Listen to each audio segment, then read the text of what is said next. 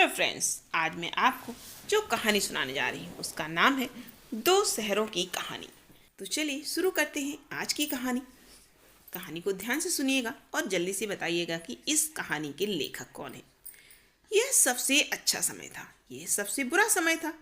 वर्ष 1975 है, एक ऐसा समय जिसका वर्णन कथा विरोधाभासों के एक समूह के माध्यम से करता है।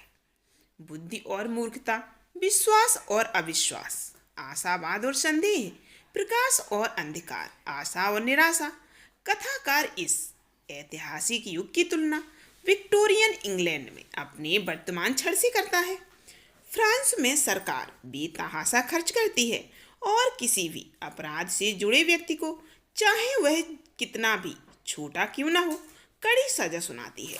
इंग्लैंड में शहरों में चोरों का आतंक है, यहाँ तक कि लंदन के मेयर को भी लूट लिया जाता है और बार बार फांसी देने से भी अपराध की लहर नहीं रुकती।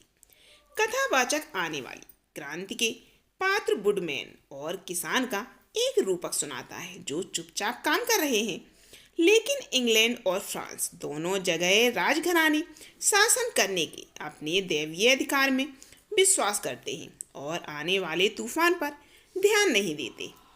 नवंबर 1975 के अंत की एक तूफानी रात में लंदन से डाक गाड़ी होबर की ओर तेजी से बढ़ रही थी। गाड़ी में 3 यात्री बैठे थे, सभी एक दूसरे को लेकर सशंकित थे। जब उसे घोड़े की आहट सुनाई दी तो कोच ड्राइवर ने गाड़ी रोक दी। वह एक संदेशवाहक था जो एक यात्री टेल्सन बैंक के मिस्टर जॉर्विस लॉरी को ढूंढ रहा था। मिस्टर लॉरी उस आदमी को जेरी क्रंचर के रूप में पहचानते हैं जो टेल्सन के लिए छोटे मोटे काम करता है। जेरी मिस्टर लॉरी को एक नोट देता है जिस पर लिखा है, डोवर में मैमसेल का इंतजार करो। जवाब में मिस्टर लॉरी जेरी को टेल्सन के पास यह संदेश देकर लौटाने को कहते हैं, जीवन में वापस बुला लिया गया है। बस ड्राइवर यह रहस्यमय संदेश सुन लेते हैं लेकिन कुछ समझ नहीं पाते। जेरी भी कुछ समझ नहीं पाता, हालांकि उसे चिंता है कि जीवन में वापस बुला लिया गया उसके दूसरे काम के लिए नुकसानदेह होगा। कथावाचक मानवीय स्थिति की विचित्रता पर विचार करता है।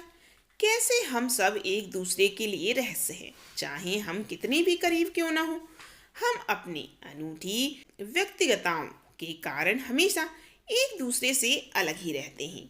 मेल कोच में आधी नींद में मिस्टर लॉरी को टेल्सन बैंक के अंदरूनी तहखानों में भटकने और सब कुछ सुरक्षित पाने का सपना आता है। वह यह भी सपना देखता है कि वह किसी को कब्र से बाहर निकालने जा रहा है। अपने सपने में वह एक लाश जैसा आदमी खड़ा देखता है जो 18 साल से जिंदा दफन है।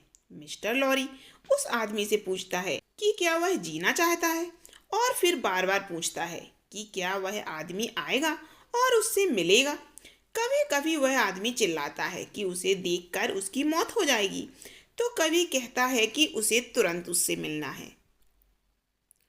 डोवर में mister Lorry Royal George hotel में एक कमरा लेते हैं। 17 वर्षीय लूसी मैनेट उसी दोपहर पहुंचती है। उसे अपने लंबे समय से मृत पिता के किसी काम के सिलसिले में रॉयल जॉर्ज होटल में टेल्सन बैंक के एक कर्मचारी से मिलने के लिए अस्पष्ट निर्देश मिले हैं। हालांकि वह अपनी खबर को सिर्फ एक व्यावसायिक मामला बताते हैं, लेकिन मिस्टर लॉरी अपनी भावनाओं से जूझते हुए अपने एक ग्राहक लूसी के पिता डॉक्टर मैनेट की कहानी बताते हैं।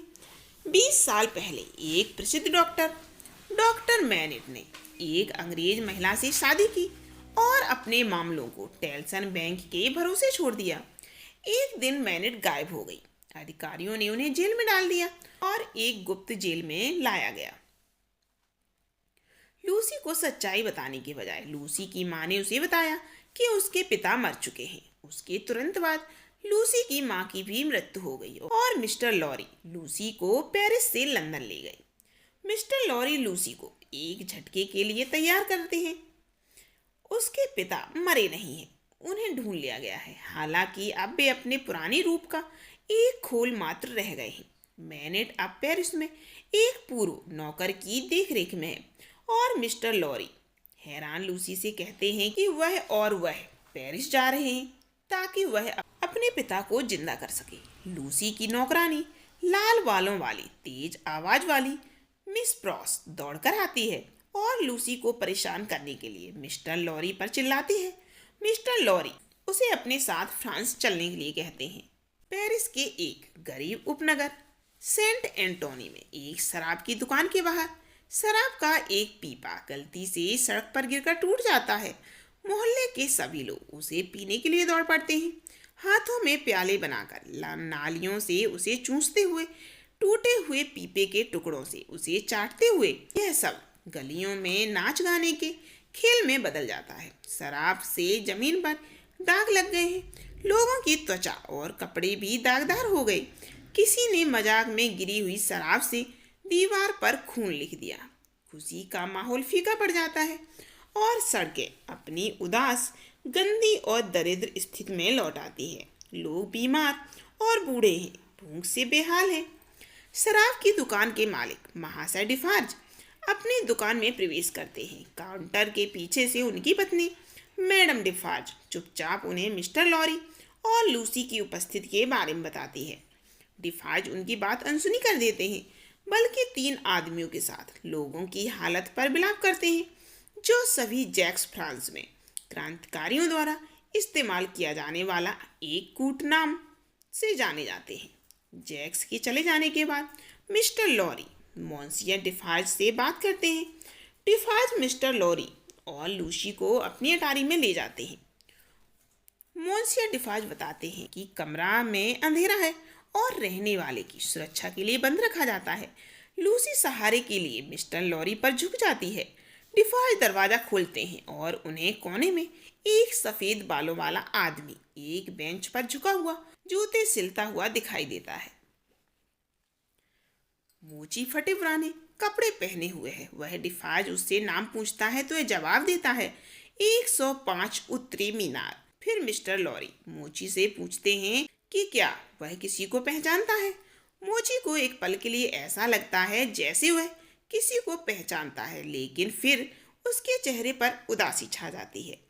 लूसी आंखों में आंसू लिए उसके पास आती है। मोची पूछता है कि वह कौन है। उसके सुनहरे बालों को देखकर वह अपना हार उतारता है और कागज का एक टुकड़ा दिखाता है जिसमें बालों के कुछ सुनहरे धागे हैं।